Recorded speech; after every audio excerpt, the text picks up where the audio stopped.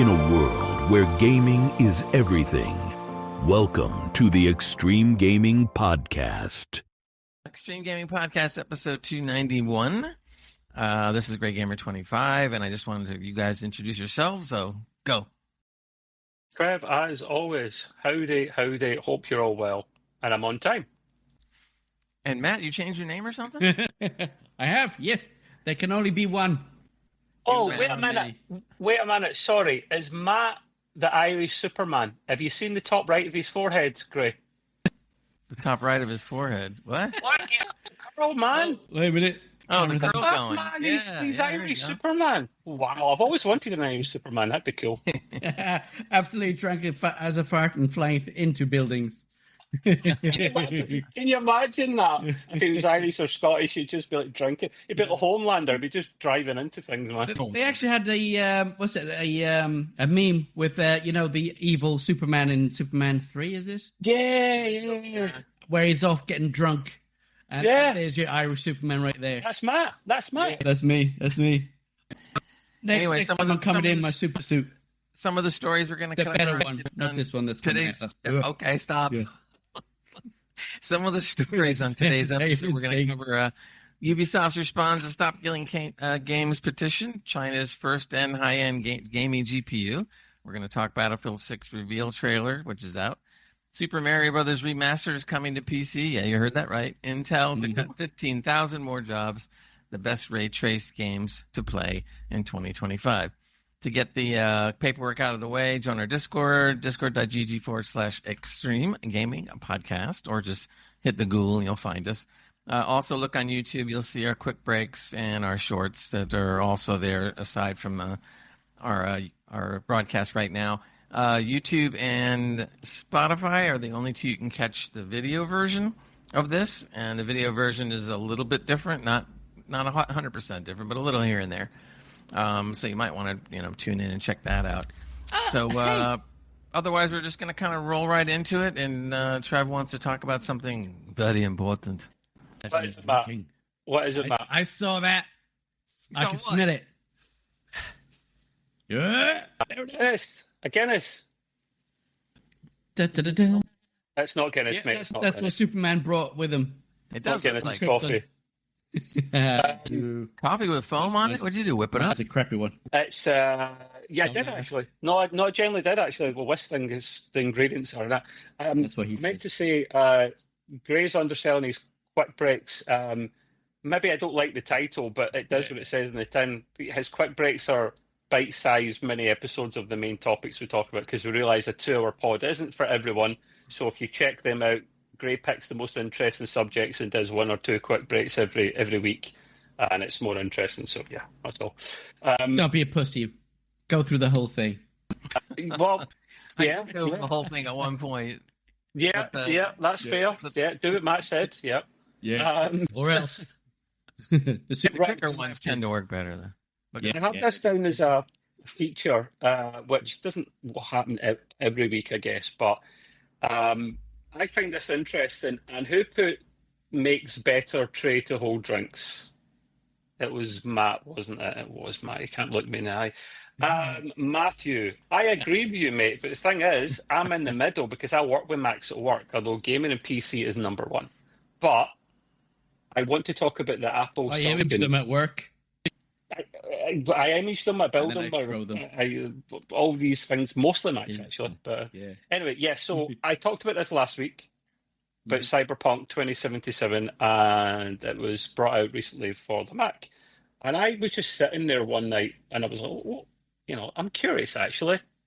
I'm going to try it on the Mac, because as one of the few developers, CD Projekt Red, I actually got a lot of time for them, because they've got the GOG store, which is like DRM free, which is great. And they fixed their last game, Cyberpunk, when it was broken. I went to the ends of the earth to try and get it repaired, which I appreciate. And also, when they brought out Cyberpunk for the Mac, they didn't charge extra for it if you already had it on PC. Now, you still need to pay for it on PlayStation, Xbox. It's a whole separate thing. That's fine. Yeah. But if you already have it on GOG or PC, Steam, wherever, then you get it for free. So I thought I'm going to download that from GOG and try it on the Mac. I'll be honest with you guys, I was pleasantly surprised. Nice. I really was pleasantly surprised. I've got for work I use a M3 Pro. So for those that don't know, Apple Silicon is like some of the finest silicon, and they do a really good job. Yeah, it really is good stuff. They customize it so well. They don't make their own chips. That's they get TSMC to do that for them, but they do design them. Now they're no longer with Intel, and I think we've hit M5 or about to hit M5. M5. So yeah, cool. An That's M5 a computer from Star Trek. It's also fast. It's also a R as well. So normally you have the M series. So you have like an M1, M Pro, M1 Max, things like that. The one without the Pro, the Max, is designed for just normal everyday stuff. It's still got decent power in it, but you go for a Pro or a Max if you want some oomph. And it's an SoC, so everything's on the chip. Like in a PlayStation and Xbox, everything's on the chip. The GPU component, the CPU component, the memory, usually, not always, usually, is all on the one chip. And it's the case here. I've got an M3 Pro. So not an M4 Pro, but an M3 Pro. And I was pleasantly surprised. I was comfortably getting 1080p 60 on high settings on. This is Cyberpunk I'm talking about, not like a schmuck game. I'm talking Minecraft. About good quality. Yeah. Well, actually, Matt, you'll be surprised. Minecraft actually takes a decent amount. I think it's more. It's not the graphics quality. It's everything.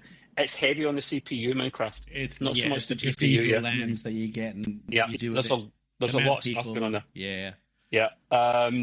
But in terms of like CPU and especially GPU, it absolutely murders. Cyberpunk murders many machines, and in fact, I say 1080 60 comfortably.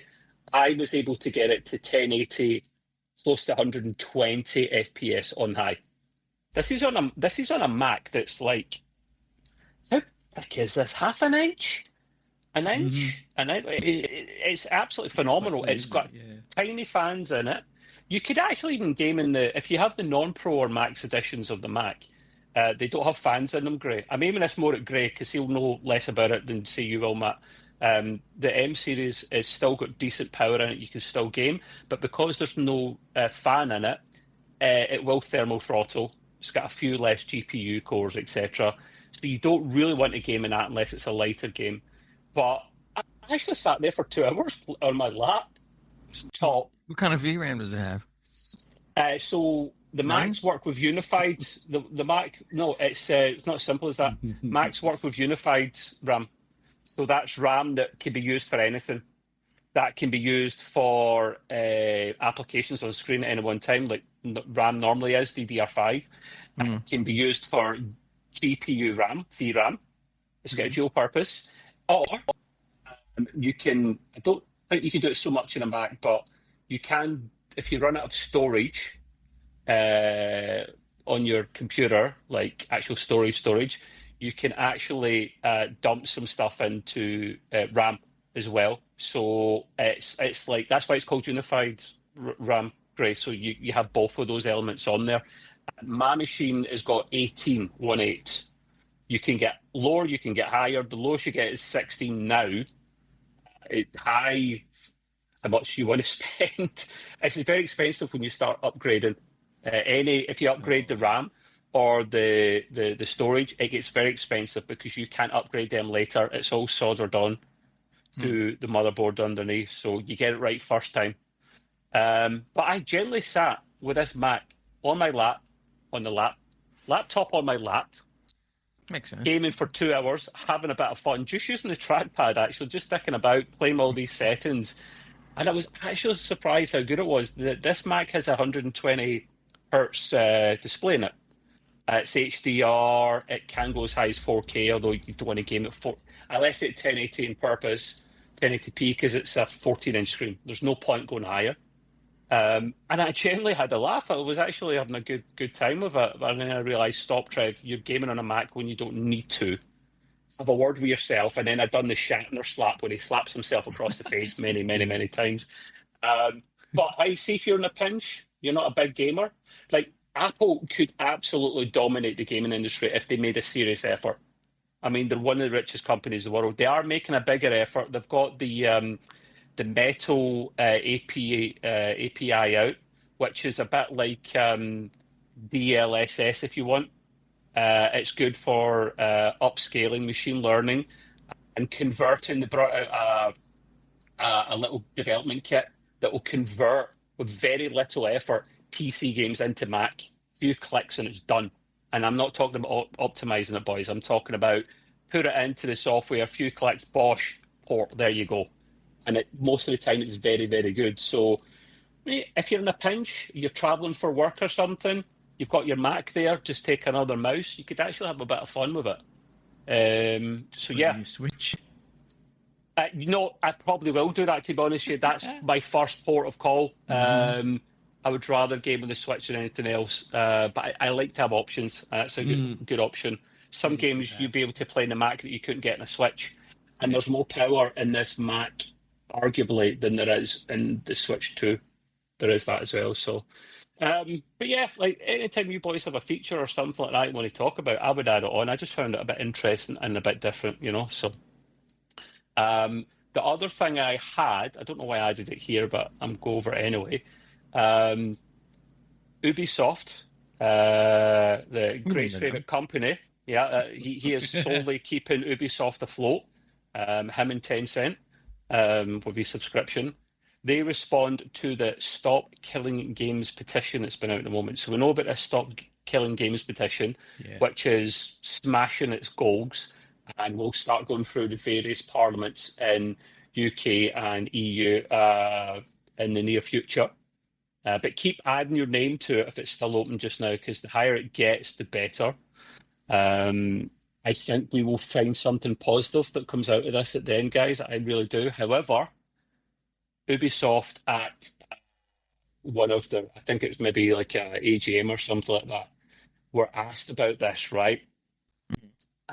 Literally asked about this. Now, the reason they asked Ubisoft about it particularly is because The Crew, which is one of the racing games, they've got Crew and Crew 2.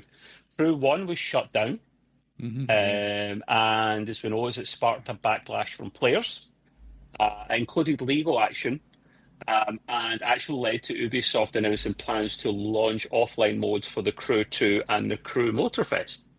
I think this is all we're wanting, guys, later on. We realise there's live service games that might come to an end at some point. If that's the case, at the start or later on, you build in an offline mode, and we totally understand. Do not shaft people.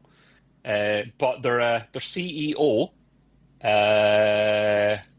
Vaz Guillemot, I want to say, it's probably French, so I probably destroyed that, was confronted by an aggressive questioner, in brackets, who confronted the exec about Stop Killing Games movement and pushed on for its plans for game preservation going forward.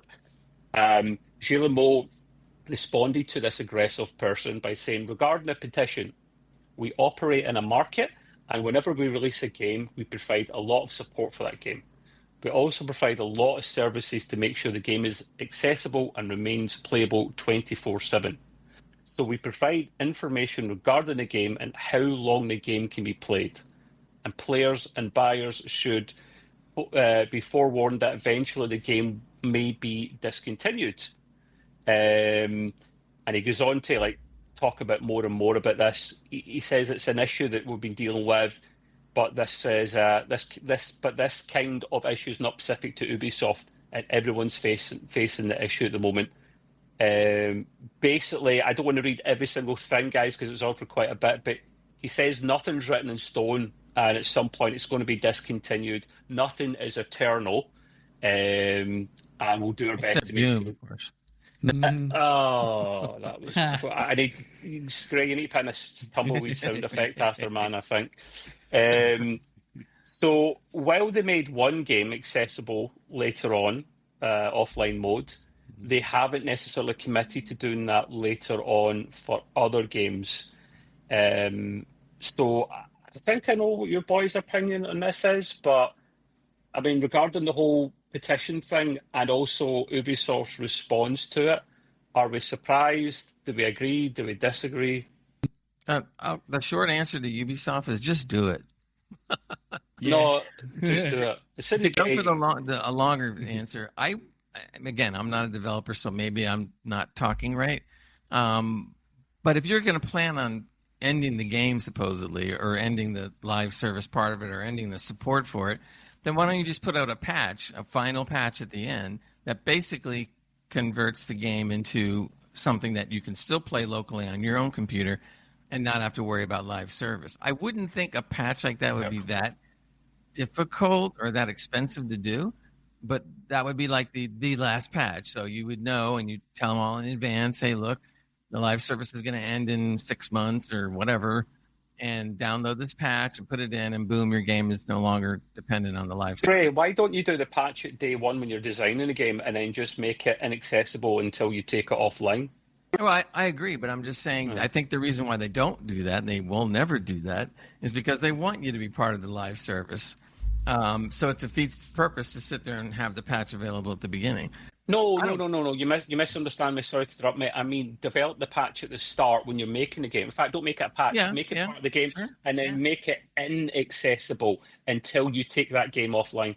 Yeah, See what I mean? Right. Either way, I couldn't see it being that difficult. If they're spending 100, 200, 300, 500 million dollars on a game, give me a break. You mean you can't put $1 million towards a patch? I mean, it doesn't seem like a patch. I'm just saying, I'm just being facetious, but the point I'm making is that, come on, you can do a patch. It'll make it run on your computer locally, and that's it. Yeah. And so you build that in, and 2 years later, like if it's Assassin's Creed or whatever game it is, you just go, okay, here's, the patch is now active, boom, and everyone who wants to play for the next 10 years can, or whatever. I think they're so into the fact that they think that players are going to go like, well, they might play our game for years to come and never play our new ones. And they go like, well, if you make a damn good game, they'll play it. Make a good game and they will come. Just like the movie. So I mean, anyway, that's my opinion. But go ahead, Matt. What do you think? Yeah, I'm pretty much the same way. I mean, the infrastructure, all the work is there already. An extra 10 minutes just to have a offline save copy of it. I don't see how that's going to be tough. How it's going to make things go. I mean, I just think it's a money spinner for them. Basically, we all know that live gaming is just, one of those things that are going to end. I did have a game that was in development and then just out of the blue just stopped and got, it was cancelled. Nobody was doing anything with it. Nobody was updating it. And then I think they got told off by Steam and they ended up starting to patch it again. But with Ubisoft, it's just a money spinning thing to keep us going with their tide, if that makes sense. Yeah. They want us to go the other thing they could do too, is pay money. If they didn't want to invest money to make that kind of a patch, then open it up so that the modders can take over, but open it up with a kit, like a modder's kit like they do, or a developer kit like they've done, and say, okay, here's the developer kit. You guys do whatever the hell you want. And then they just go ahead, go to town and make it not live service and create nude stuff, and everything. But nude stuff or nude stuff? Yeah, he likes it, nude. That's a good answer. That's a very good answer. They have some modders out there that make the complete game nude. Everything is the same, but nobody's wearing any clothes. Cheeseburger simulator. Yeah. Sing a naked car. Yeah. Listen, I think these things will end up. There's too many people pissed off at this. They generally are taking the piss, boys. And I signed the UK version. If it's ever. This isn't a slight on the US because it's such a free country. The downside is it's so much harder to challenge things and bring out petitions like we have in the EU and the UK, and for them to go through. That's why I asked Gray, do you know about anything like that over there? And he said no. And as far as I'm aware, there isn't anything out there. So that kind of sucks a little bit for the guys in the US. But at least in the EU and in the UK, so 400 plus million people, we've got something that'll be going through our respective parliaments. So watch this space. But yeah, that's I'll everything. just sign it anyway. And if they ask me who I am, I'll just say I'm Sir Grey Gamer. Well, unless you put a VPN on, they'll be able to tell. This is why everyone had to be checked out. Everyone had to be checked. That's why if it's 1 million to pass, and there is 1.1 million, but say 200,000 people have signed from the US or whatever because they're pissed off, they just go in and remove them because they're not accurate. So everyone was like, keep going past the limit just to make sure. Anyway, yeah, that's me from my end, Mr. Grey. Cool. Matt's got a few things he wants to talk about, and might as well take it away there, Matt. I don't want to. No, have you read the name of his gaming section? His brilliant. It's some sort of game. I love it. And then when he comes to the tech stuff, he goes some sort of tech stuff and some sort of this and some. It's a Mattism. Yeah. It is absolutely. Yeah, I mean this time it's not. Well, I wouldn't say it's gaming news. That's coming up, but yeah. So this is just like peripherals and hardware-y stuff that I'm going to talk about today. And so yeah, the world is busy with gear and blends and elite performances, smart innovations like myself. So anyways, I was reading an article on can't remember. Okay, PC Reviewer. That was it. Remember them? Wow. Yeah. So they wrote an article 3 hours today on a budget-friendly 4K 160 hertz monitor, 27-inch. Budget-friendly 4K. Yeah. This is the Philips Evnia 27 M2N 3800A. Say that again, Matt. I missed that. The Philips Evnia. Evnia. Come on. May as well just call it Philips. With all these snappy names. So I went off to try and find this monitor because I was like, oh, hey, this is what I want, because I wanted to do, because my monitors are at, one of them is at 90, the other one's at 60, so they have to go at 60 or 90. That one goes a little. How much you've got? A 90-inch monitor? Yeah. You 120 minutes. You need to trash some monitors. I've been looking. I've been trying. The missus like you ain't paying for that until you get me a ring. You're such an FPS peasant, mate. I mean, I'm 144. Slow. Absolutely, I know. Yeah, I'm so this one 240, and 160. Oh my god! Yeah, but you got a small wing case, so what? Yeah, and a Oh, cheese wheel. 32-inch too. I forgot. Yeah, full of cheese wheels down there. Right here. Yeah. Look, this cheese wheel has a little stitch on it. I mean, look at that. You can't eat that. It's limited edition. You have to save it now. Put it in the freezer for centuries. Right. Yeah. So this recently was released, I think, in June this year, 17th. And by the end of this month, can't find it anywhere. There is one, however, that I've been able to find, which is on Amazon for 350 odd quid. The person who was doing the article was saying, oh yeah, here's the perfect one, blah, blah, buy it anywhere. It's brilliant. And either Philips have run out of those models and they need to start building new ones, or they've quietly taken them out of sales. So they didn't make as money as they should have, apparently. Yeah, absolutely. So far, largely, I found out that they've sold out from pretty much all outlets except for Amazon, who have one of that specific model left. Which I might. By the time you hear this, that's gone. That's gone, exactly. Yeah. I'm just going to put that on the watch thing there. So you should be able to, for this, anybody who has got one of these or is lucky enough to find one, or if Philips actually start making more, you can toggle between 4K at 160 hertz for immersive single-player experience and the 1080 at 320 hertz for ultra-fast competitive not pay. That's kind of unless you're Ubisoft. Yeah, so unless you're Ubisoft. Some people are saying that it's been discontinued, so despite that, I did find already? £365. That's what I found one for. So the it's a fast IPS panel with a 0.5 millisecond response time. There's an increase of 95% DCI of the P3 color coverage, and supports display HDR 400 on there. It's got smart crosshair. I don't know what that is. I've heard that. If it's what I think it is, it's really not needed. Nah, yeah. It's got a stock shadow boost and a built-in stereo speakers. Wait a minute, stock shadow boost? Stark. Yeah. Dark shadow boost. So they just boost all the shadows? They boost make it darker or something. Great. Yeah. I really want it for that. Yeah, exactly. So at the time of these were releasing, they were at a price of £279 so far there. But they are, or were, budget friendly. They look pretty good. Have I got a picture of them? Were budget friendly. Especially if they've gone up to what, 365? Exactly. It's caught NVIDIA's disease. I know. Let me just give you a little boost of what you could have had. Look at that. The only other bummer is it's only 27 inches. That's kind of on the small side. She said. Hey! Yeah, but I mean, so there's your things there. HDMI, 2 DPIs there as well. Yeah.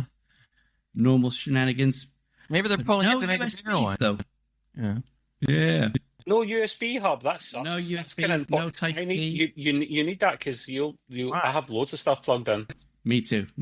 Yeah. I don't have anything plugged into my monitors anymore. Get loads of stuff, man, and you've only so many ports in the back of your. Well, we don't all have a fucking godlike motherboard with 10 million ports. But wait a minute. Before I had the godlike, all I did is I went out and bought a powered USB hub, 9 ports.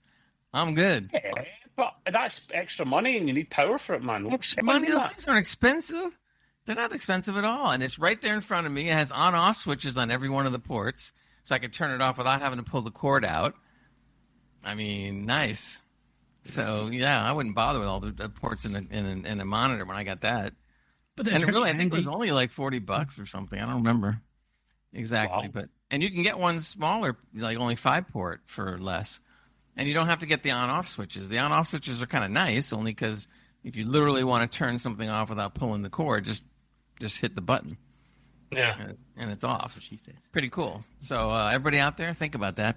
And forget those stupid USB ports in the monitor. Tell them to take it out and lower the cost like $1. Not me. That's it. Oh, there we go. So yeah, that is that for the monitor. Hopefully they start selling them again or building them with some USB ports. Maybe that's why they stopped it. And remember, Evnia. Yeah. Evnia buddy's got to have a piece. I see you're going to talk about a Logitech mouse. Is it a trackball? No, it's not. It's your normal shenanigans, plain old boring mouse called the Superlight, or the Pro, what's it, LuckChuck G Pro X Superlight 2. Which has an FPS royalty thing there. So it's either very light in weight or has lots of lights on it. It's leaner. It's meaner. It's got a G in there. And it weighs only 59 Gs. Grams. Wow, okay. Not Gs. And you can cover the whole mouse with one hand. You can, funny enough. And your fingers can get around it. It's mad. Yeah. And things to press. You can press things on it. It's amazing. Yeah. So there you go. So apparently it's got the Hero 2 sensor. It supports 8,000 hertz, polling for lightning fast response. Hybrid light force switches with optical dubris, mechanical driven switches. It's got Type-C charging, so it's wireless. And the battery is claimed, quotations here, 95 hour of the battery life. Wow. There's no RGBs, no frills, just performance. So there you go. Yeah, it's supposedly the thing to keep people going, and it looks. I think it's okay. It looks okay. Let's see if I can show this. Okay. And there we go. It's very plastic. Yeah. It looks like a pretty ordinary mouse. Yeah. Very ordinary, but it hits apparently in the right place. I don't know about that. I need a few more buttons on there to give it a go. Yeah. And I'm not really fond on battery-powered items because the last wireless thing I bought was the Rat 9, and it died within. Well, is it a real battery or rechargeable? Rechargeable. Oh, okay. Yeah. So it's built in rechargeable. That's not what your partner told me, Matt. You are a fan of battery-powered certain items, so that's all. Certain things, but not mice. Yeah, I mean, yeah. So that's part of that mouse word. Let me get rid of that now because we're gonna change the rating on this show. No, only kidding. Yeah, absolutely. What else you got there, Matt? Yeah. So what else have I got? Is the Wooting 60HE Plus. I've heard of this. Like no other. They're one of the best keyboards in the world. Supposedly. Is it? And yeah. So it isn't just a keyboard; it's a game changer with analog lacquer switches. Lacquer. Is that? Did it mean leprechaun? Tech. Yeah, must do. Yeah. They made it for me. What's a lecker? I never heard of a lecker. Well, it's kind of the opposite of a liquor. I was going to say, like, Resident Evil. I was thinking Resident Evil, the liquors. Remember them? Yeah. So it's got rapid trigger tech. It gives players controls down to the millimeter. And I guess you could be right there. I did have a picture of it. I've bloody lost it now. Don't worry. I can drop it in later. Drop it in. Yeah, absolutely. Yeah. It is tiny. It's absolutely small. A full keyboard minus the number pad. It's tiny. Is it one of these 60% ones, Matt, without the function keys or the numlock or anything? Yeah. I pretty much think it's only 40% left of it. And it's that's why they called it a 60 HE. Ooh. Yeah. I like them. Half missing.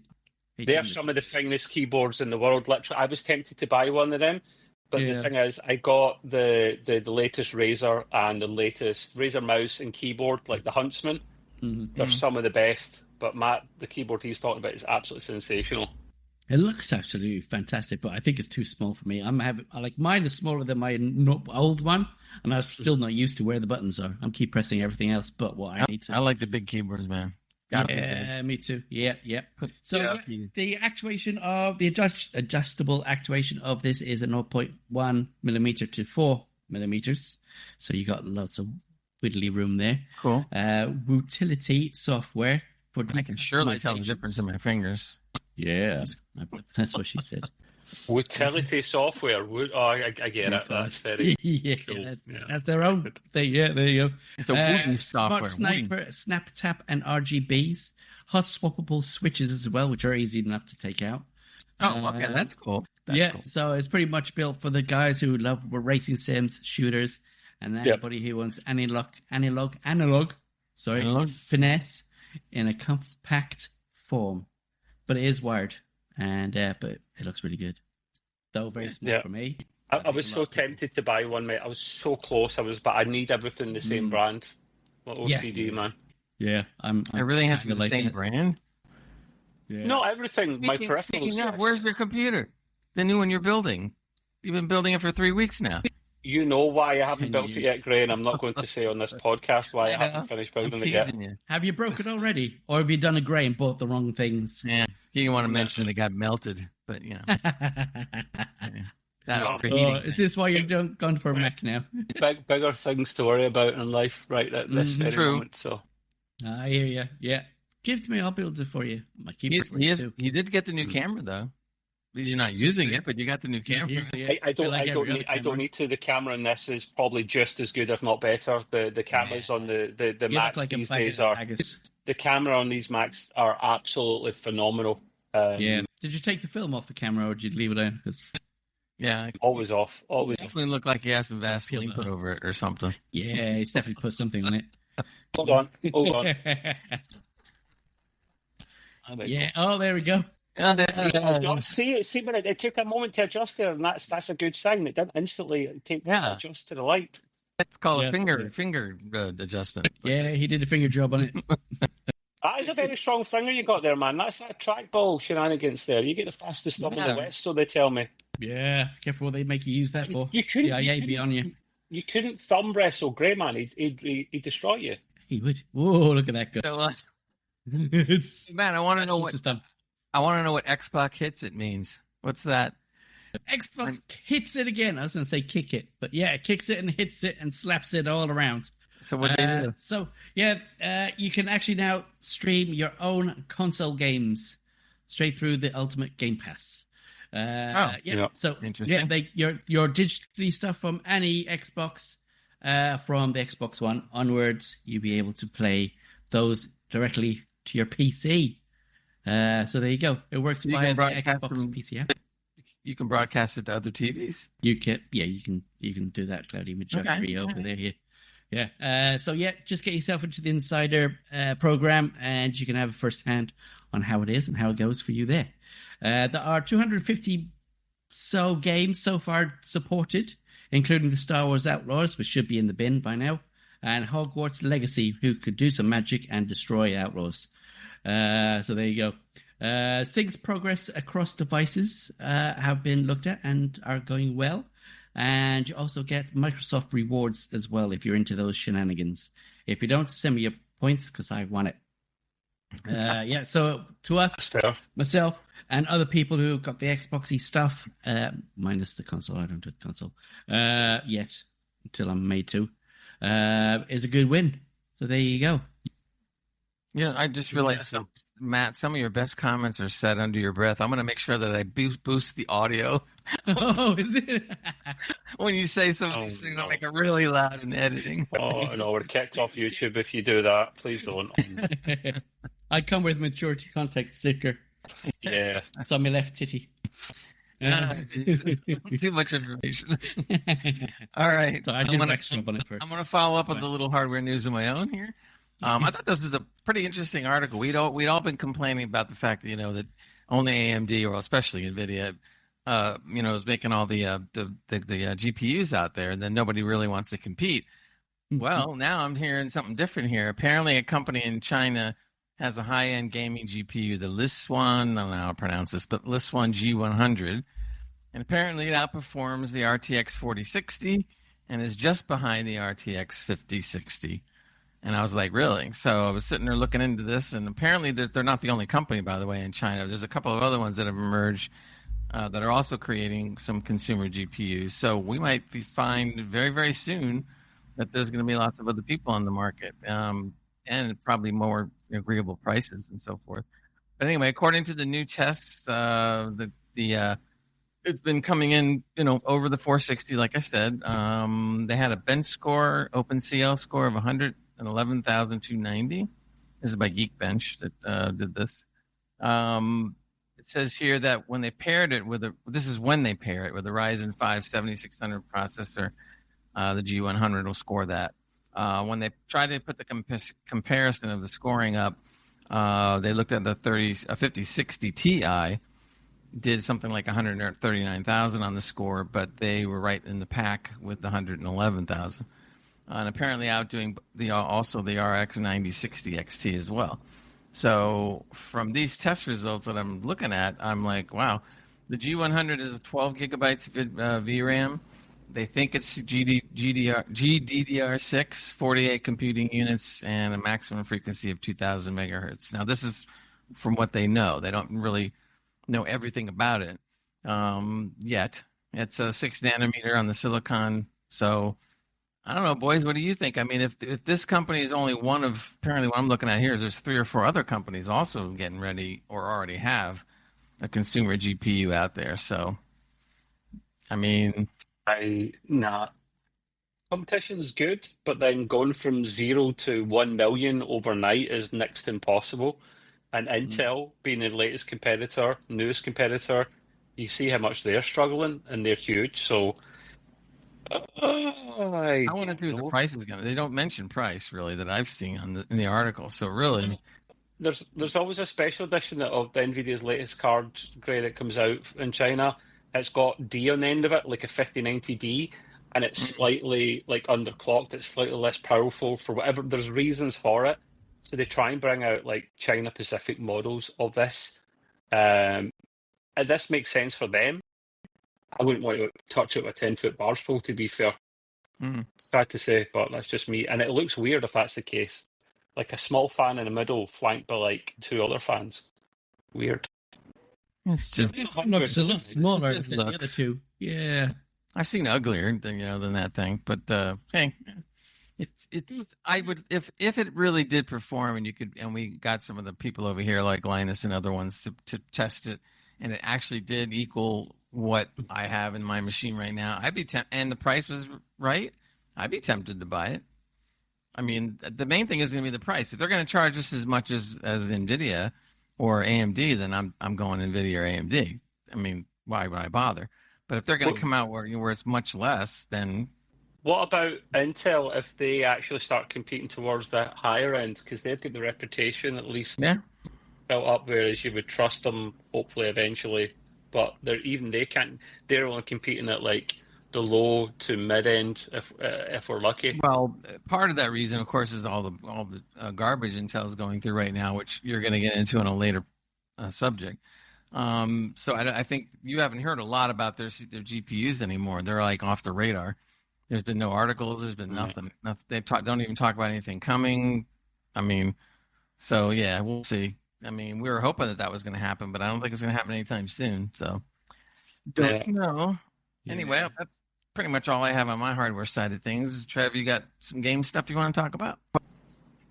Yes, I was going to do the little Battlefield little intro thing. It sounded a bit like Terminator, but I won't because I'll just sound silly and ridiculous if I do that. So I know Matt or Gray will do it for me. So see, it worked. It worked.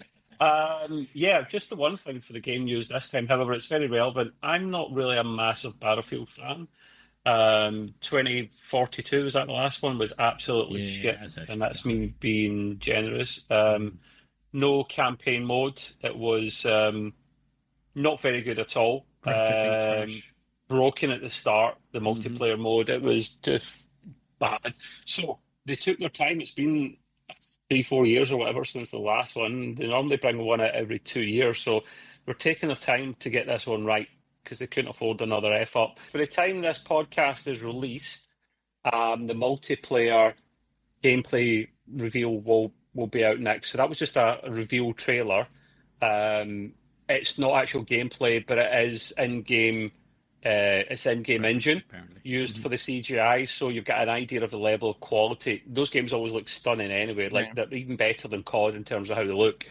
I can't remember what they called it, Levolution or something, where the whole environment is destructible. Just anything can be blown up and destroyed. Cool. It looks pretty good. What's that, Gray?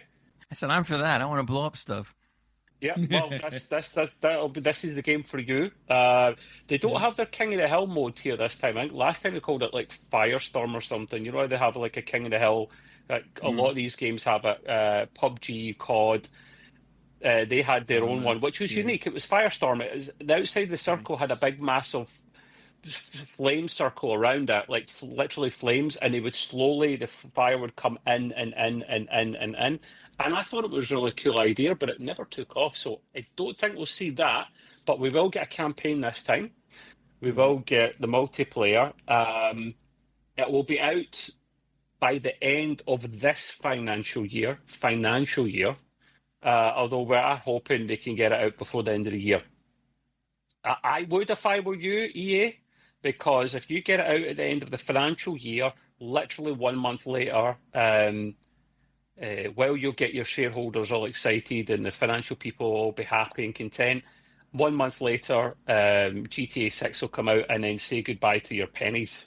I would try and get it out before Christmas if I were you, lads. Just saying. Battlefield, are we fans here, guys? Anyone play it in the past? I've played all of them. I'm absolutely shy at the multiplayers. I'm always getting killed, though it doesn't stop me from playing it. Graphically, it's always been really good. Where this trailer shows a lot more crisp graphics, especially when it comes to the detail of the weapons, the armaments, vehicles. The beards, I've seen the beards, the voiceovers looks good. I've seen quite a few of the old maps being revamped, like the dam, the high risers. So it's interesting to see there. Hopefully, it's not just a whole rematch or a refit of all those. Hopefully there's something new going on there. Gameplay looks okay so far. Yeah. So no gameplay yet. That's the thing. No gameplay. I mean, no gameplay. The look of the game on the campaign side, that's what I would say, looks good. It looks like it's worth it, definitely. So yeah, I might actually get it just because. Great. I'm guessing this isn't necessarily your cup of tea because you're not really a big COD guy. So, I mean, I haven't played a Battlefield since Battlefield 1942, so that goes back a long way. No, that was the last one. Oh no, 2042. I was thinking of, wasn't it? 2042. Yeah. So when I'm trying to go way back. Way back. First, but not because I didn't like the game. It's just because there's other things I was messing with. But this would be kind of fun to play. That we could all multiplayer with the three of us. Maybe. Well, again, that assumes the price of the game is reasonable, which it won't be. So. That's the problem. That's the problem, boys. We need to address. Unless you have the EA Pass, whatever that's called, it's going to be expensive. It's going to be easily a top dollar game. This one, I'm not willing to pay that. I'm not willing to pay that for a game that I won't play enough. The reason I get the COD still is because it's part of Game Pass. I stopped buying COD a while ago, although I don't enjoy playing it the odd time. And the thing is, COD and Battlefield, maybe not so much now, there was always a separation between them. COD was more arcadey, fast-paced, quicker, sharper games, matches, right? And Battlefield was actually for your hardcore FPS guys. It was always massive maps. It was always, you just saw the glint of a scope from a mile away, and it was a bloody sweaty grey gamer at the back of the map sniping your balls off. Is usually what happened. They're very hard, although they're closer together now than they ever were. Battlefield got in quicker, sharper modes and maps as well. COD started putting in their ground war maps, their bigger maps as well, so there's not as much of a gap between them as there once was. So as good as it looks, I doubt I'll get it unless someone wants to gift it to me, because I'm not paying the pennies for that. So if anybody out there wants to gift 3 copies, we're ready. Or if you want to give us some keys, EA, well, it's in the game and all that, we'll review it for you. You get your own feature in the show. Otherwise, we'll wait a year or two and then we'll play it. And then the next game will be out probably. That's how we do it. We played the game previous just before the new one comes out. So come next week's podcast, hopefully we can drop the multiplayer reveal trailer for you as well. Actually, let's see some in-game footage of what it looks like, if there's anything unique and new. While I might not necessarily play it, I still find it cool to cover because it's going to be a massive game anyway. It's COD's nearest competitor. So, that is Battlefield 6. Yeah. Also, EA Play, the basic one, is a part of your Xbox Ultimate as well. So basic one. If you link your what's-its, you can have your EA basics. You know that won't be included for us. That's going to be in the premium. Yeah. So these days, it's not on Game Pass. We can do that. If it's not on Game Pass, I'm not playing it. That's almost how it comes down sometimes. Unless it's reasonably priced, which isn't much. But anyway. Matt, you want to talk about a game too? I saw you posted this in our Discord, but Arden. So what's Arden all about? So a new techie, odd survival out there game, multiplayer, single player game. I just saw it. Was it a few that day? Being featured by a company showing little bits of playtests. And I was like, oh, this looks interesting. So I ended up going to Steam, having a look. It asks, the playtest still available for anybody. You don't have to be kings and queens and whatever else. You can just go and click on that button and play. Get your features and fiddles with it and see how you feel about it. So I did it myself. I didn't have much time in the game. Typically, people wanted me to work. How inconsiderate.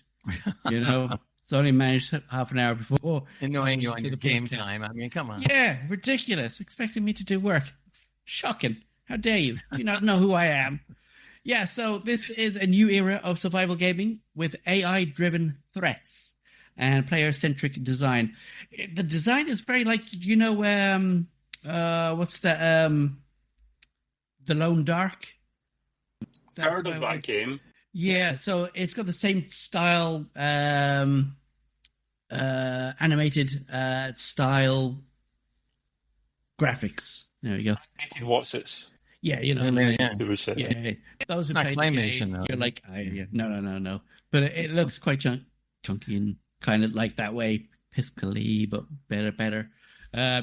So let me get into this bit here. So it's a persistent multiplayer sandbox set in a post-apocalyptic world where nature reclaims... Apocalyptic. That's right. Papa Dick Tick. I mean, Yeah. Papa Pop your dick tick. Papa Lick Dick. Papa Dick Lick Dick. Something like that. Yeah, I think Trev's going to get his dick. Yeah, you want to go see what it's about? So, yeah, nature reclaims the world as it does from urban landscapes, rogue AI mechs patrolling the ruins. It's built on Unreal Engine 5. The game combines cutting-edge visuals, not yet, with deep, systematic gameplay, offering players a richly immersive experience. And what I've seen does look like that, but when I've gone into the game, I was like, these graphics don't look the same. Was that because your card was tweaked down, or no? Okay. Yeah. So you weren't that impressed then, apparently. I'm in between. At least not yet. Not yet. I'll still go on there and just have a look and see what's going on there because, it's early days for me for there. So apparently this is a 64 kilometer squared handcrafted map, which is very nice. Well done for the old handcrafted there. Where people have to explore dense forests, crumbling cities, industrial zones with dynamic seasonal changes, weather effects, and a day and night cycle. So other than playing off AI-controlled enemies, including drones, mechs, rogue robots, I haven't seen any of them yet. I'm looking around for zombies, thinking it was a zombie thing. Whether you're engaged in PvE, PvP, or just role-playing, each server holds up to 64 players, so that whatever you want to do, you can do from there. Survival hinges on strategy, collaboration, and adaptability, which is pretty awesome. I was like, now this is the thing I like. So it brings back your base building, which seems okay so far. I've just collected some resources. So the next time I'm in there, I'm going to see what goes on with the base building. You got your farming, hunting, and fishing, which is also tied by the seasonal cycles. So be wary of that when you're going around and foraging for food and you're running out. You got vehicle customization as well with modular upgrades and attachments. So that's going to be quite exciting to do that with vehicles. There is an electricity grid for powering up defenses, appliances. So yeah, you can also play solo and co-op up to 4 people. So there you go, dudes. No excuse. Get yourself into the play test. Did you ever wonder though? Your mic is muted. Is it? Trev? Yeah. Well, no, not you. I was doing a ventriloquist impression. Oh, okay. Yeah, but Let me stick my hand up your. No, never mind. So, while you're there, can you check my prostate? The last doctor didn't use his hands. I got something to throw at you guys. I don't know why this dawned on me, but all the survival games we played a bunch. When you have to go hunting and stuff or fishing or whatever, generally speaking, you're running after whatever animals to kill them or shoot them with an arrow or beat them to death or whatever, or fish. But rarely, in fact, I don't know if I've ever seen this, you don't shoot birds. No. I find that very strange. It's because there are birds that you could kill. You could kill a duck. You could, by killing or you could kill chickens. Turkey, chickens, other birds that might be flying that you just want to eat because why not? Your survival, right? They never do that in any of these games.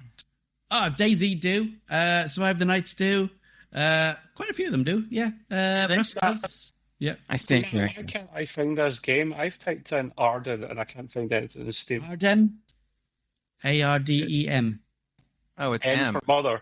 Yeah. Yeah, you had. Come on, Matt. He did put a link in the Discord. Hello. He put a link in the Discord, though. Did he? Yeah. Yeah. Yeah, I'm just taking it manually. It looks Take a good. look at it. It looks Just good. discriminating against me. So it's an open alpha or playtest, which is launched as playtest 3. 4 is coming up as well, with access via Steam. No keys required or anything. So this is you got to bang out the game and see if it's good enough for all three of us to play. Absolutely. The game is actively soliciting feedback through Discord and Steam forums, and they got a questionnaire thing as well if you want to do that. Please tell them there's no birds to shoot. Yeah, I will do. So far, I haven't dropped in there. Yeah, where's your birds? Where's the birds? Yeah. There is a playtest intro guide as well on the old Jiggery-Doo, the old Steam, if you ever need that. So there you go. They want to keep it intro guide. Yeah, there you go. Okay. They want to keep it in early access for at least under 2 years, just to keep it updated and working, pretty much. That make it a little bit easier and better to work.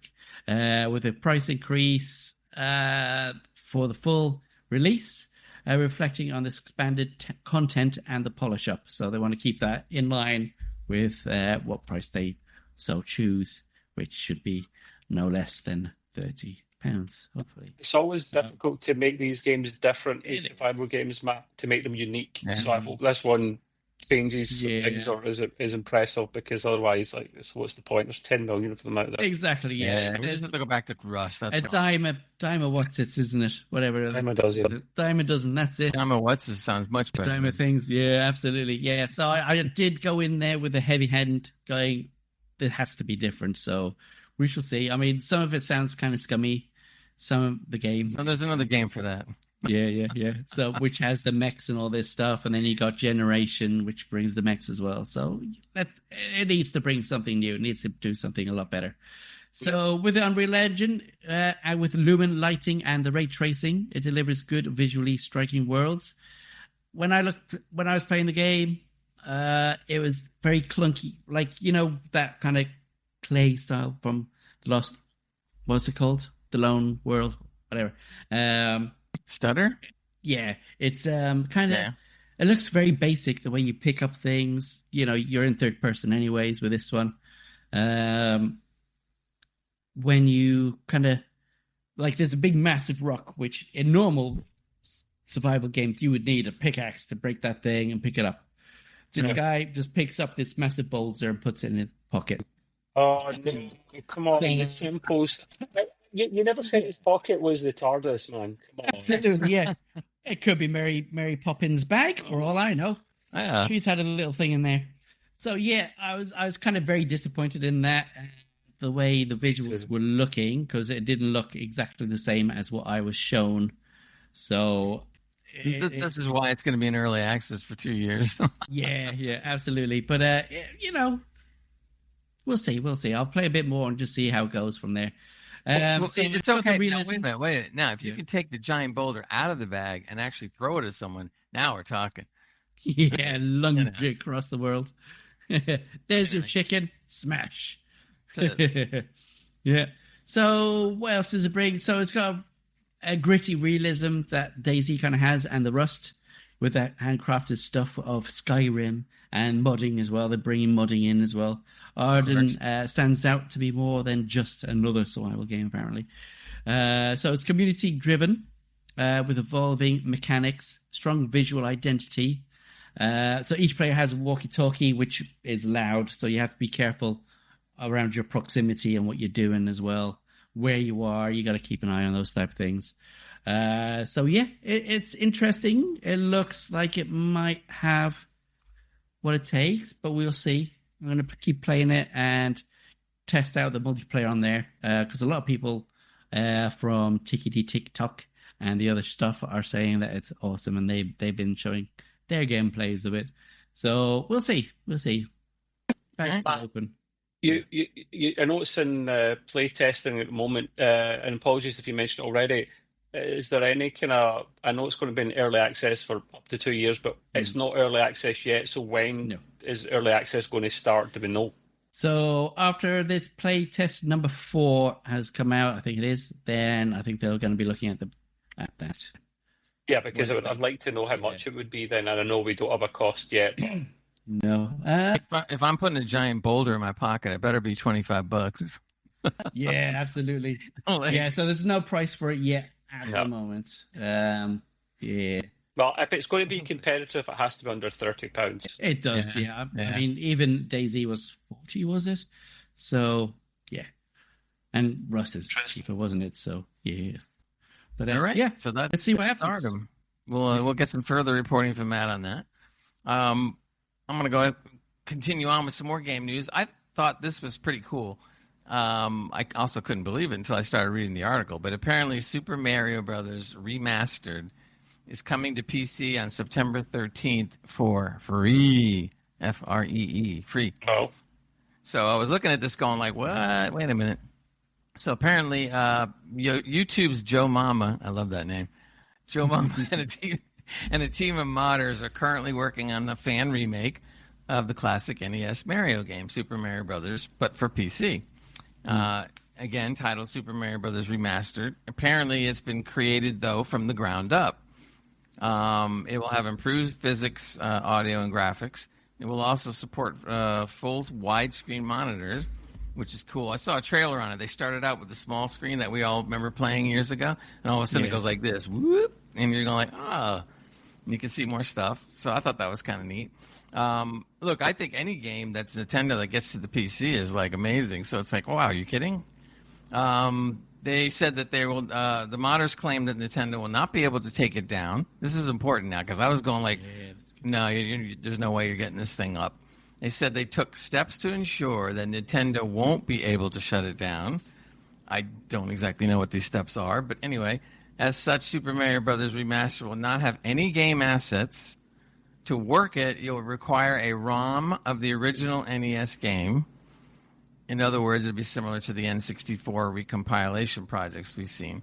So you're going to have to find the ROM if you don't have the game or whatever. You're going to have to find a ROM online, which I'm sure will be all over the place. But that is coming September 13th. So I looked at the trailer. The other thing that was kind of cool about it was that apparently you can load in these game packs, and the packs are used to change the look and the feel of the game if you should want to do that. So I was watching, and they were showing that they have all kinds of playable characters that wasn't in the original, because obviously the original you can only play with Mario. So now you can play as a bunch of other Nintendo characters in the game. The packs will change the music or can change the sound effects and stuff, and they even showed like one thing where they played a better sounding Mario song, I guess, with one of these packs or whatever. So I was kind of like, that's very cool. So I'm going to be looking out for that, and especially if it's free. I mean, come on. Mm-hmm. I mean, we can all mess with it if it's free. So I thought that was pretty impressive, but I really am curious as to why they say they can't take it down, and they took steps to ensure it will never go down. Was it open source before or something? I don't know. I don't know. I don't know what battle. Great. I find that next to impossible. I'm sorry. We know what Nintendo like. There's no way this is not shut down. Come on, like it's Nintendo we're talking about here. They sue you if you look at them wrong. They hide in people's Discords for months at a time to gather the evidence they need. Oh, speaking of that, they tell you to, at the end of the clip, join our Discord, talk about it. Yay! Woo. And I'm like, okay. So all I can say is if Trev's right, then play as much of it as you can on September 13th. Yeah. Well, if there's an offline mode, like you just download the files you need, then you're okay. You need to download it quick before Nintendo come along and shut you down, basically. So. Yeah, that would actually be pretty cool and probably easy since the game is not like high end graphic stuff. So I don't know. Maybe it will be. Maybe it will be. They don't say that in the article, but hey, I don't know. Anyway, to move on, I thought this was kind of humorous, but only if you remember something. NVIDIA has come out with what they call G-Assist. So G-Assist is a program that basically works like a chat box, but it diagnostically checks through your game. You can download it now, by the way, but it's really early. And it'll give you advice on how to optimize your game or what a couple little things you could do. If you have an RTX 2030 or 40 series card, you can download it now if you want to. But here's the thing, though. The guy tried to mess around with it a little bit, and he said it's really experimental, which is another language for bugs. Yeah. And he installed it. He pressed Alt-G to bring up the chat box, which is transparent when you play games. And so while he did that, he wanted to ask it for a few little things. He noticed right off the bat that it spiked to 1 gigabyte, and 10% of the CPU. So it's apparently right now it's kind of taxing, and that's not that terrible, but our machines, but still, it's taking a lot, which I assume they're going to work all that out. He decided to play Black Myth Wukong because he felt that would be a decent test of what the game or what the assistant is going to tell him. So basically, he asked G-Assist to optimize the rig so that he could run Wukong, and he said that it answered him back, but said finding the answer was vague, and he says, I asked it what optimizations it did, and it replied, based on the provided information, I did not perform any optimizations. Nice. So he's telling an optimizer, he's going, I'm not doing it. So then he goes, later on, well, he tried to get more specific, and he said that, and I made this up, okay? So he said that Wukong was running choppy. What should I do? And he said that he wasn't playing a game. And he tried to answer it back saying, yes, I am. I'm playing Black Myth Wukong. And then he said he finally gave up because it just kept on saying that you're not playing a game. And he's like, well, I'm pretty sure I am playing a game. Then he moved on to Baldur's Gate. And then he said, okay, what about the optimizations here? And he just said it told him to adjust the in-game graphics settings to balance performance versus visual quality. Everybody knows that. I mean, that's not like anything, it was so ridiculous. So anyway, he also had problems on it when it started again saying that he's not playing a game. So wow. The long and short of it is that, don't download this yet, man. Let it go through its process. But the reason why I find it funny, not just because it is funny, but if you guys remember about 6 years ago, I think it was 6 years ago, NVIDIA did a April Fool's joke about just this, about an assistant that tells you how to play your games and what you can do.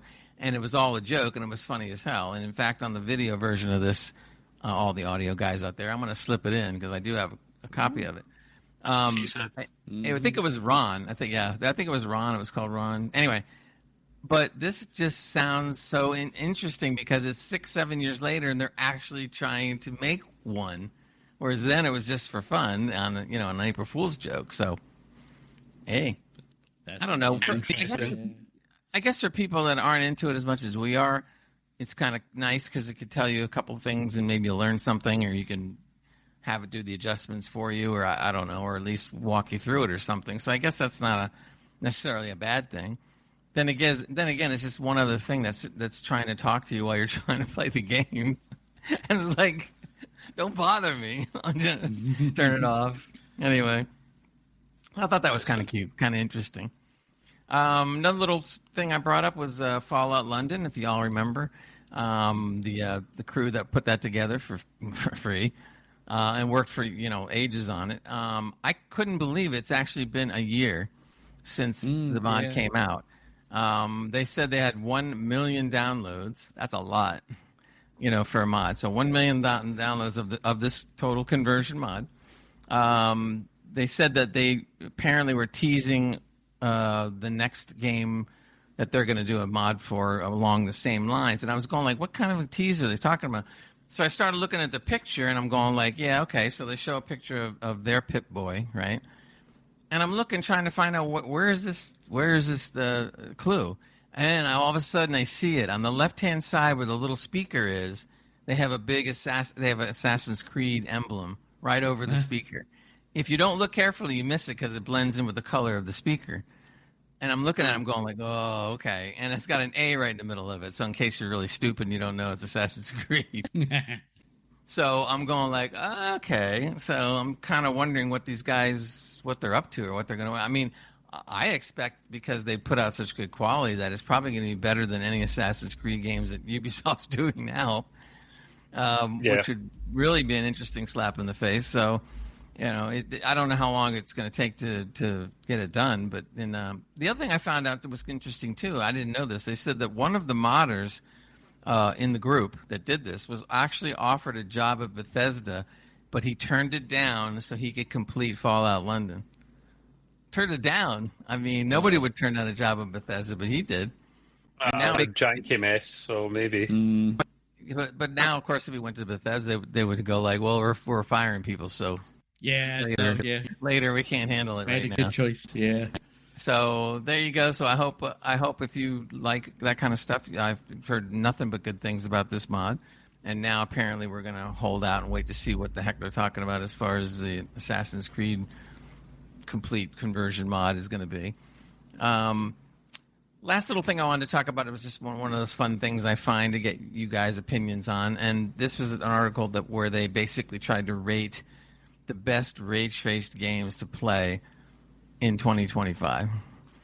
So I thought it would be kind of cool to go through the list real fast, some of these games, and see if you guys agree or disagree. Doom will be on there. At the top of the list was Cyberpunk 2077. And they just said that, CD Projekt Red has pushed visual boundaries and, et cetera, et cetera. You guys kind of agree with that? Or? Well, they updated it, so probably Trev would know more on the ray tracing side of that one, because turned the ray tracing off in the Mac version, even though it can handle it. It can handle it, but I don't put ray tracing on things. I don't see the point.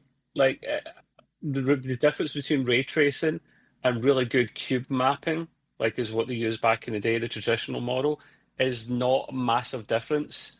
And I tend to play games that are a bit faster anyway, so it's a waste of resource for me. If it's a very slow-paced game and I've got overhead, I'll turn it on. And then you've got path tracing, which is like, you bring path tracing into a game and your GPU starts crying. It literally, it's, oh no, don't, I can't handle this destruction. I can just hear it now. You start going, screaming, little whips of water come out of it, like, oh no. It's brutal, man. So, like, that's one of the top games, if not it's a very hard game to run anyway, Gray, without the ray tracing. So you bring ray tracing in, and it's just, the one thing I will say is that it adds to some games in terms of, like if an area was, like a particular like corner of the map was darker than usual, or darker than usual, if you have ray tracing on, good quality ray tracing, it actually changes the outlook. A good example of that's Metro Exodus. How internal buildings and stuff, the way the light would go into a building looks a lot more accurate. But I don't really turn it on. I'm not really fussed about it. I don't think you guys are either. I don't see why everyone's so excited about it. On good story games, maybe tactical ones, it kind of makes a difference. To me, it's an immersion factor. If you're on a game like Matt's talking about, where it's not a super fast game or whatever, and you want that immersion, to have that really makes the immersion feel much more real, even though you don't really notice it. I mean, you notice it, but you don't notice it. It's all kind of like happening organically, I guess is the word. So for those reasons, I think I would really like it, because you do see things that are just normal to like your eye, and now you're seeing it in the game, so that it really immerses you. As far as if your game is going to, really be a speedy game where you're running through it all the time, who the hell's going to notice that? And stuff. I mean, it really would take away. But if it does improve the overall immersion, then I say, yeah, go for it. Mm-hmm. Alan Wake 2 was mentioned. I think that game's been having problems on the sales too for some reason. I don't know why. It hasn't been really selling that well, apparently. Black Myth Wukong. Of course, I've heard about this from lots of different areas, that the ray tracing on it's pretty wild. And that's a game where it probably could benefit, because if you look even at screenshots and stuff of it, I mean, there's a lot of diffuse lighting, a lot of foggy, stuff going on, and things that really lend itself to ray tracing to make it look good, and stuff. Ratchet and Clank Rift Apart. I've never played Ratchet and Clank, but I guess I'm going to take their word for it. Got it for the PlayStation. I didn't know it was out on PC. That's interesting. It would be right for it. Yeah, I've heard some good things about it. I just never really messed with it. But Indiana Jones and the Great Circle is also one of the top examples. Yeah.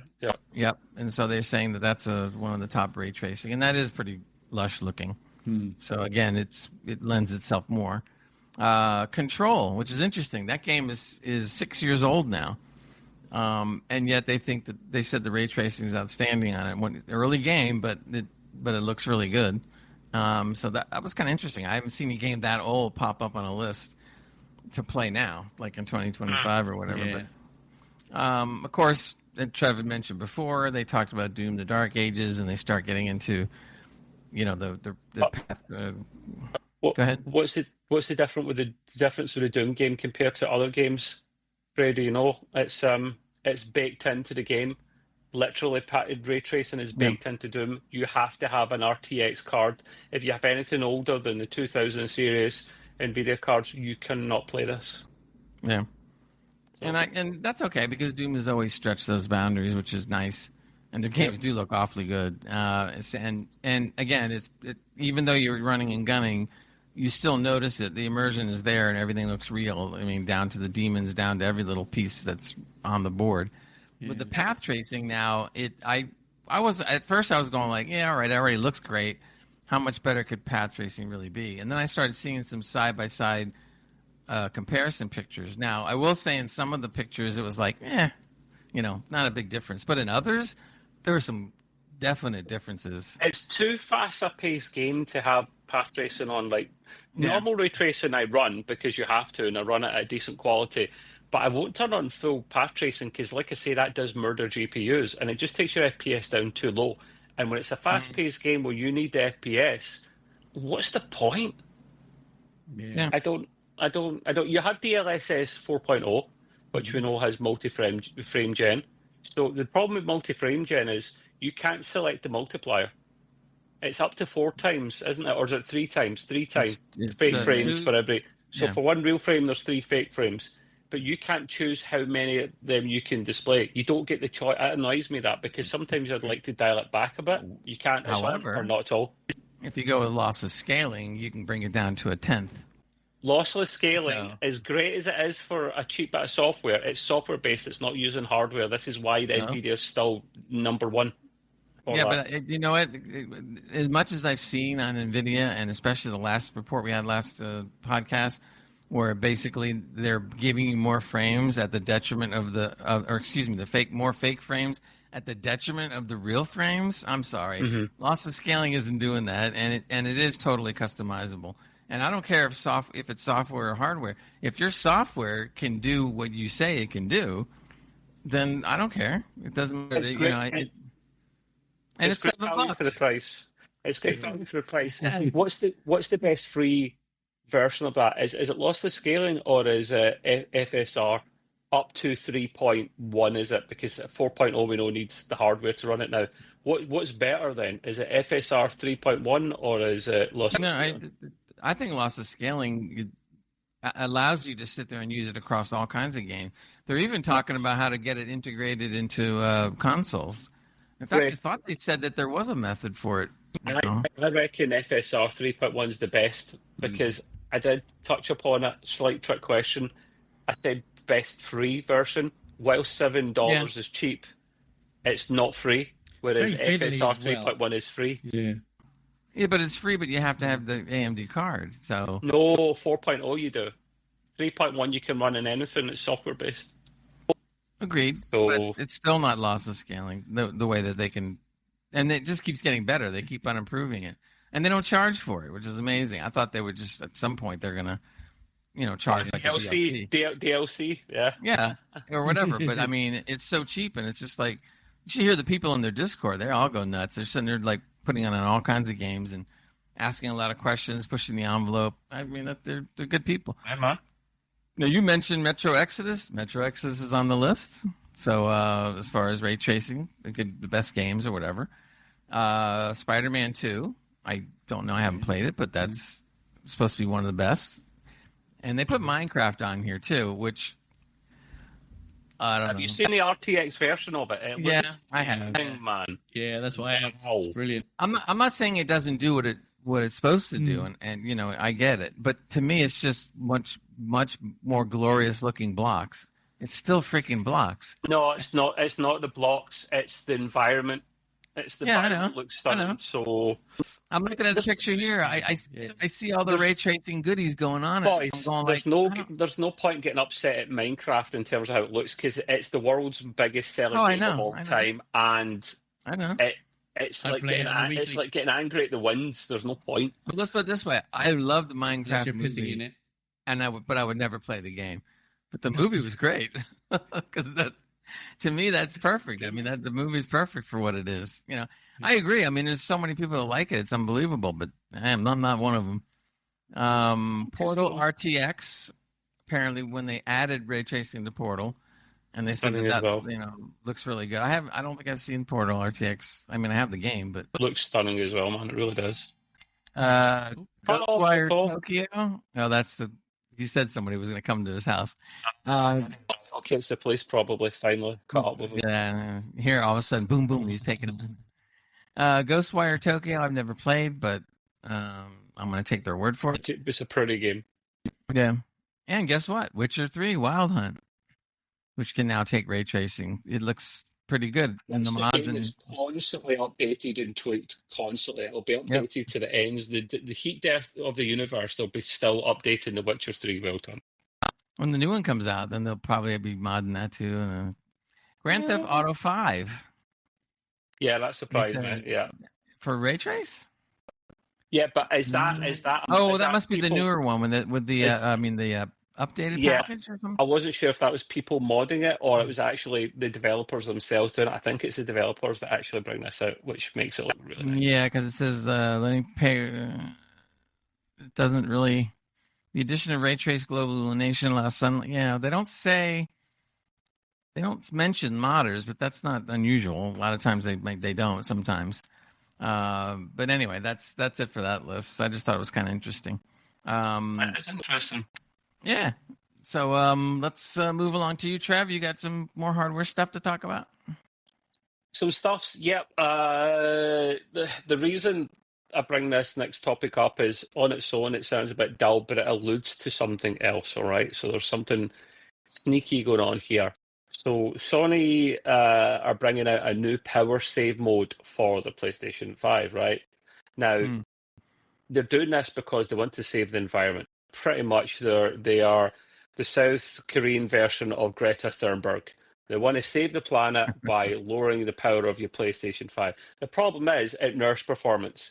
Kind of pointless, right? So this is a really shit cover story. What we're saying here is essentially you can run this if you want, but you wouldn't want to because it would be really, really bad. What we believe is really going on is this is a cover story for their new handheld that's coming out. Well, I actually don't know when it's coming out. Probably within the next year or two at the very most.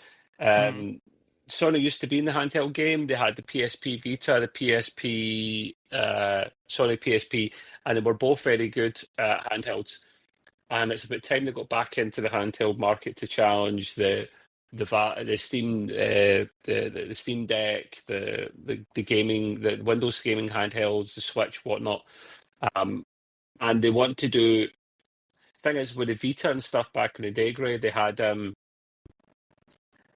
There was like two ecosystems. So if you brought out a game for your, what was it back then, PS3 or whatever, you had to bring out a separate version for your PSP. So Sony want their new handheld to basically be the equivalent of an Xbox Series S and X. So it's the same copy of the game, but it can be scaled in terms of performance. So that's probably what's going to happen. They reckon they're bringing this out to test because it'll be the profile that they use for their new handheld when it comes out. And this was found in the latest beta firmware, right? So this isn't even proper release. People have been digging and poking and prodding and they've found this and they've went, this makes zero sense to bring out in a bloody console. This is coming out on their new handheld.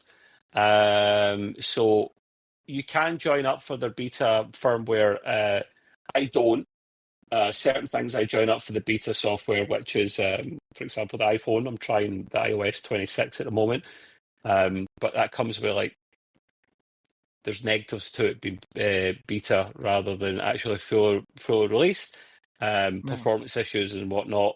So I think if people can dig a little bit further, we'll be able to find out a little bit more about the handheld. And this is pretty cool and exciting. While I'm not really into handhelds, it's Xbox rumour to be bringing out a handheld. PlayStation, Sony rumour to be bringing out a handheld. Competition is good. So yeah, watch this space here. You wouldn't want to run this, let's say, it's kind of pointless. And a little side note as well. For the longest time, an Xbox controller could pair up to 4 different devices at the same time. Your Xbox, your PC, your laptop, whatever. You could switch between them really easy. A PlayStation DualSense controller, you could never do that until recently. So very recently they've updated that controller. So if you really like, some people prefer the Sony controller, the PlayStation controller over the Xbox one. They're both really good controllers, by the way. I do love the DualSense, the PS5 controller, and you've held it, Gray. Like you've probably like the haptic feedback in it and whatnot, really, really good. You can now, if you want to use a PlayStation controller for your PC natively, you can, and you can switch between your PlayStation and your PC seamlessly. You don't have to pair, unpair, repair, and so forth. So I found that a really cool thing as well. I think I'll just stick to the Xbox controller for Xbox. Well, I don't have an Xbox for PC.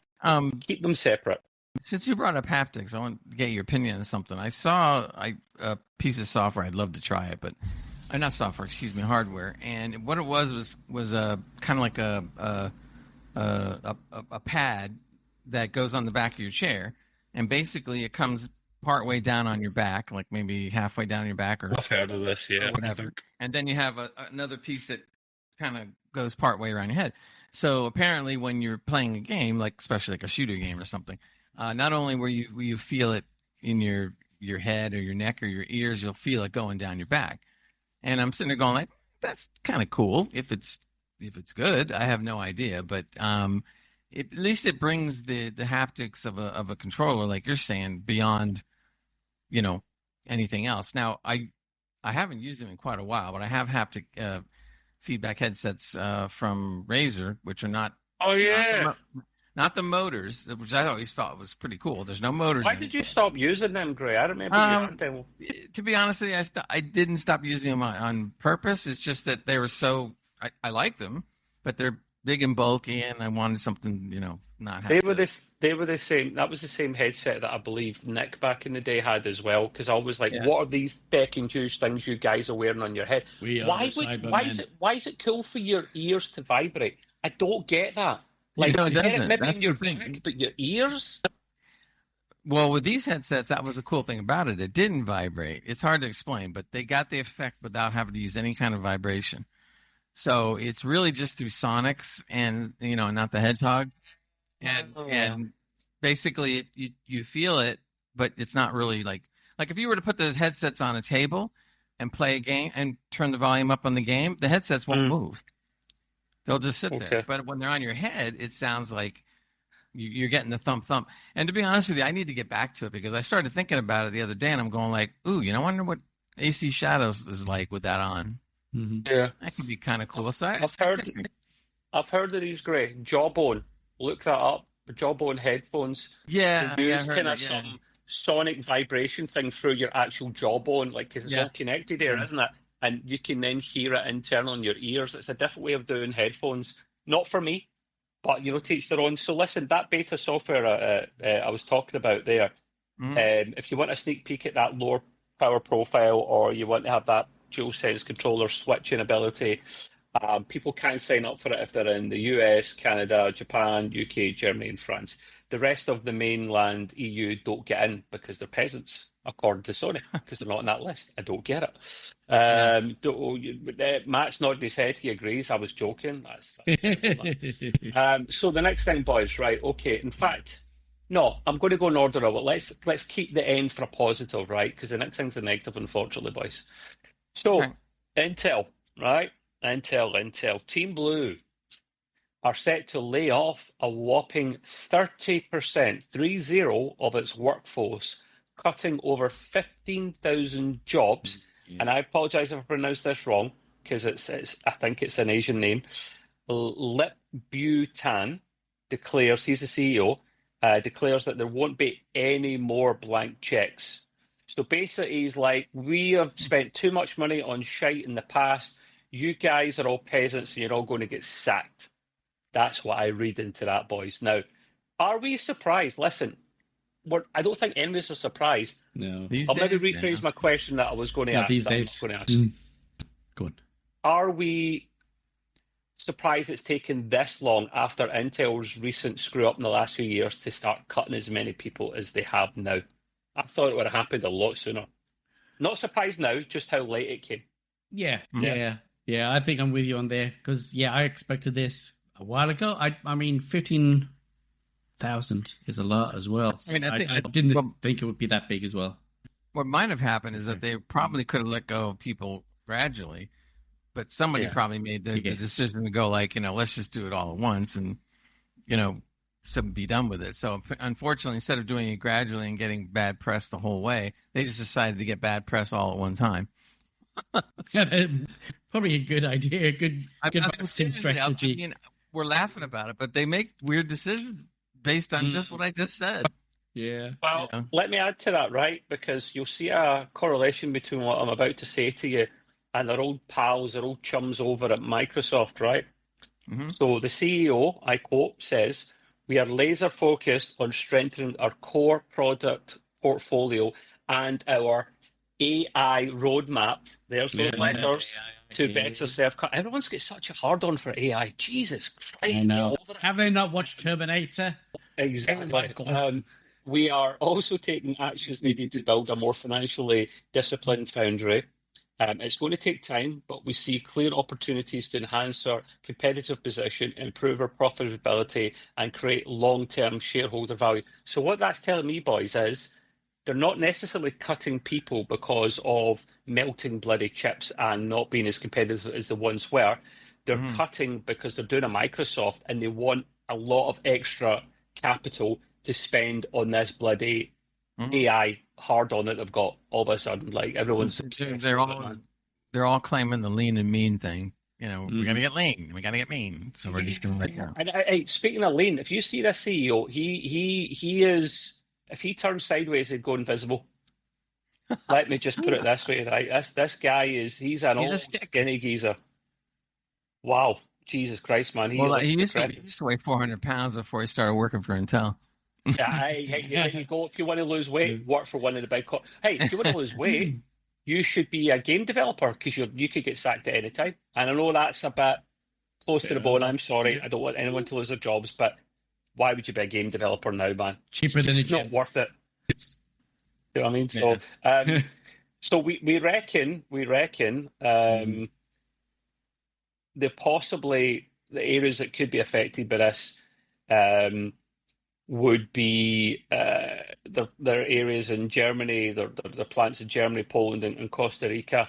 I'm not sure why they want to can those areas in, but probably the areas that won't affect or... Hey, listen, side note, go and watch Linus Tech Tips video on the Intel plant in Israel and how they go up. They have to blur everything, a lot of things for security, but if you go in there and you see how they make chips, they're one of only a couple of guys in the world that actually make chips. TSMC and Intel make chips. No, Samsung as well. They're the three that make their own chip. They're the only guys that do it. If you see it inside a fab, oh my God, I'd be like a kid in a candy shop.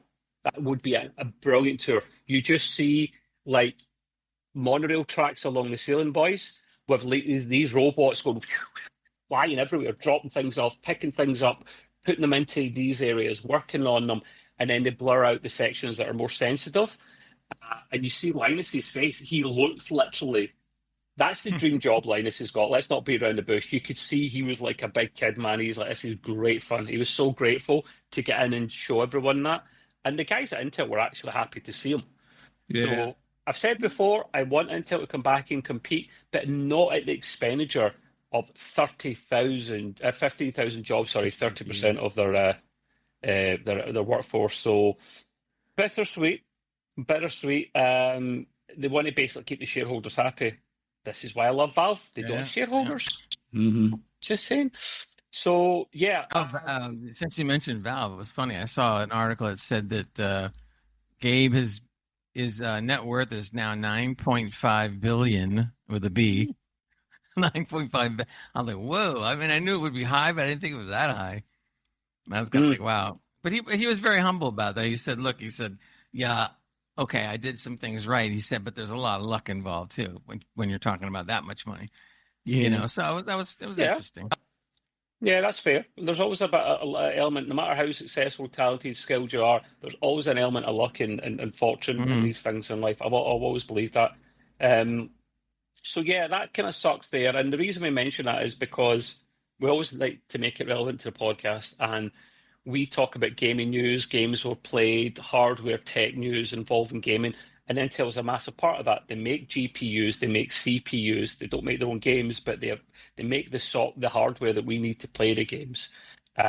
So we need them being healthy and fit and competitive. Just not. I don't want to see people lose their jobs when it comes to anything we are interested in. So, yeah. The last thing for me, ladies, gents, boys, and girls, is something I thought was pretty cool. Not my cup of tea, but there is a Lego Game Boy out, a Lego Game Boy, and I'm going to show you gents this at a moment because it looks pretty cool. So it's a Game Boy made out of a... Oh, an actual... Ooh.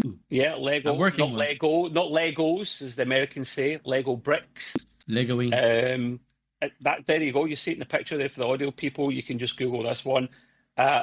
Normally, when there's a collaboration between Nintendo and Lego, you put many dollar signs in front of it.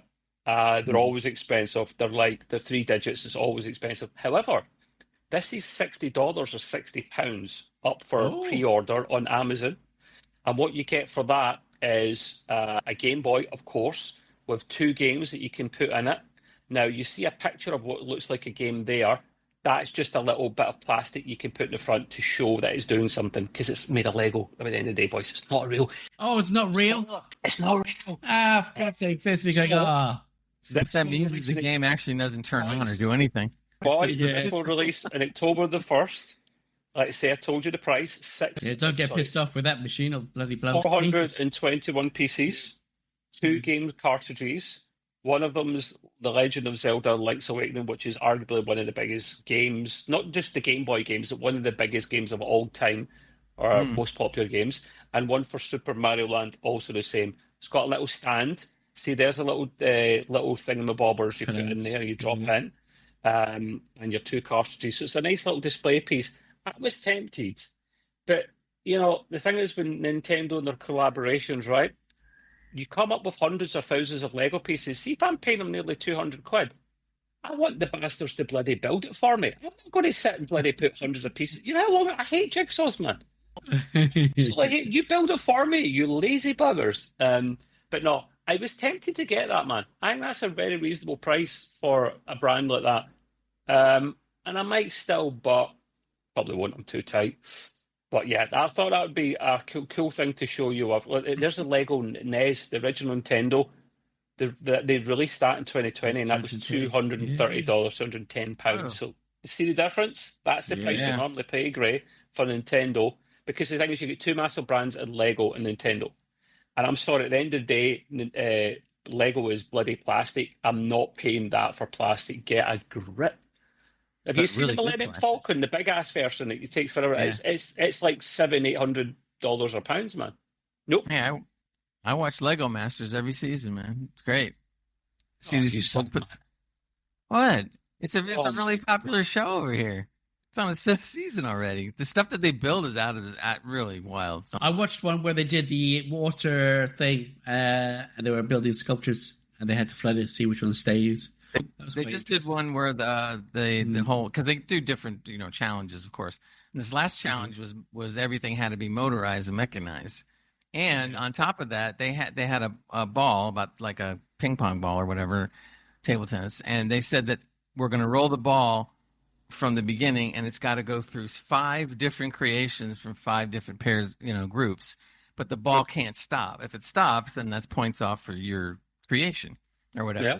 I thought that was pretty cool. So you see the ball go like this, and then one time this thing had to grab it, and you're like hoping, come on, you can do it, and the ball just doesn't do anything, and they just go, they got to give it a flick, whatever. And of course, those people, Yeah, well, it can hurt a lot too. This is why he likes the challenge. Yeah.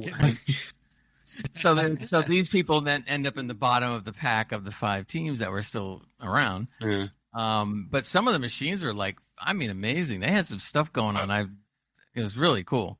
Ray, have you got any Lego stuff? Is your boy, your lad, or your grandkids got any Lego stuff that they love? No, not your thing. No, not really. No, I mean we all like the movies and things like that, but not Actually, the Lego movie, the Batman. Have you seen Lego Batman movie? That is hilarious. He just exaggerates. I'm Batman, and he just says it over and over again. It's actually really funny. Side note. Tangent. Yeah, Matt, have you got any Lego stuff as your little lads? Little lads, yeah, tons of it. I mean, literally, there was a charity store near me, and on the off chance Are you standing in your barefoot when you're walking along, on the floor? I'm still stepping in bits. Yeah. I found, on a drunken night, a charity store who had 3 bags for 20 quid. Big, massive black bags. You don't drink. What are you talking about? I drink gasoline and Petrol, you muppet. Gasoline. There's a gasoline thing that you use. Yeah, it's gasoline. If you're from Ireland or the UK, it's bloody petroleum. But you got petroleum, which is a different. Yeah, that's right. You can't base than gasoline. Yeah, you can't drink a gas. Exactly. Yeah, you can fart it out. That's about it. Yeah. Good thing. Have a lighter ready, and you're good. Yeah. What's his name? Party boy from Jackass. What's his name? Party. He does things. Yeah. But yeah, that is the Lego Game Boy. You can pre-order it now for October 1st release date. Slightly shorter today than usual, but I mean that's everything on my end, Mr. Gray. Are we quizzing it? No problem. Yeah, we'll the quiz. All 3 questions this time are going to be multiple choice. Give me a chance because Matt's a bloody cheat. That's right. Exactly. And give you the chance to get it right. Yeah. Let's start out with question number 1. This is going to be something you're going to have to know now, but this is going back. The N-Gage is a mobile phone and handheld gaming system developed by Nokia, or Nokia, whichever way you want to say. I've got one of the video games listed is officially available for the N-Gage. Do you know which one? Is it The Sims Stories, remember this? Lego Batman, COD World at War, COD World at War, or Super Monkey Ball? COD. Which one of these 4 games is an actual game available for the N-Gage mobile phone gaming system? Matt, are you guessing or no? I know it. Yeah, it's COD. Okay. I don't know. You have to get your answer. Let me finish. Yeah. I want to guess Super Monkey Ball, but I think it's Monkey right. Balls. I remember the N-Gage. I never had one, but I remember it. I think it's Nokia if you're finished. If you're not finished, it's Nokia. Yeah. Okay. Anyway, let's go Super Monkey Balls. Monkey Balls. Right. Guess what? Ding, ding, ding. Trev's right. Yeah, Super Monkey Ball. Oh, you're joking. Yeah. You're just winding me up. You're not right. Right. I'm serious. You're right. Super Monkey Ball. There you go. See, I don't know. The first question. Most times he misses the first question. I get it up you. Yeah. All right. Second question. Ken from After that, I'll go to Jamaica now. Yeah. I'm not there yet. Will you wait a minute? Ken from Street Fighter 2 hails from where? Ken from Street Fighter 2 hails from where? Jamaica, USA, Russia, or Peru? USA. Yeah, USA. So does Ray. Barbie's one. Yeah. Ray and Ken are both from the US. Okay, then ding ding ding, you're both right. What about Kyle? And the who? Or is he a different one? I don't know. Kyle. Don't remember. Kyle. He used to be that puncher, boxer person. He was the Jamaican guy, yeah. I don't know. I'm making this stuff up. What is the agent number given to the main character in Hitman? 57, 47, 77, or 97? 47 and 3/4. It's either 47 or 77, but I'm going to say 47. Mm-hmm. Man, you're going with 47? Mm-hmm. You're both right. Yeah. You're winding me up. Trev wins. Trev wins for this week, though, in total. Yeah. I won't say that the answer's highlighted or anything, but... What's coming next week on the podcast, Gray?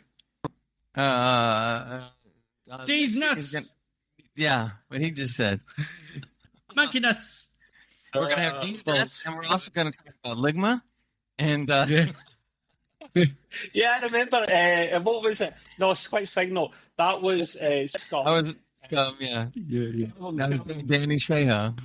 Yeah. The DLC, he literally goes, these nuts, Ligma. I was like, yes, fiddle mouth. Ligma, these nuts, yeah. It was so funny. Literally, all Gray would do is run up to people in game, every single person. But have you seen? Have you heard what you can say? Wait. And then he'd play it, and then Gray was pissing himself laughing. So we'd laugh at Gray laughing his balls off. Cracked me up, man. That was good. Sorry. I mean, that's the only game I've ever known Trejo to ever even be in. Like, do you know the guy owns like taco stores that are really successful? And he was even on one of these restaurant programs one time to judge these people that were cooking whatever, and I was like, what? Respect to the guy, man. He obviously had a criminal past, didn't he? And he's obviously overcame that and been successful. As far as we know. Yeah, that's right. He has all this money now, and he goes around walking. Hey, Ligma. Thank you, Scum. Thank you. Thank you, Scum. Yes, exactly. I can say whatever I want now. Anyway, that brings us to the end of the show, but it's been a lot of fun, guys, as usual. So true. We will bring up our outro, and we'll see you all next week. Take care. Camp it out. Take care. Bye.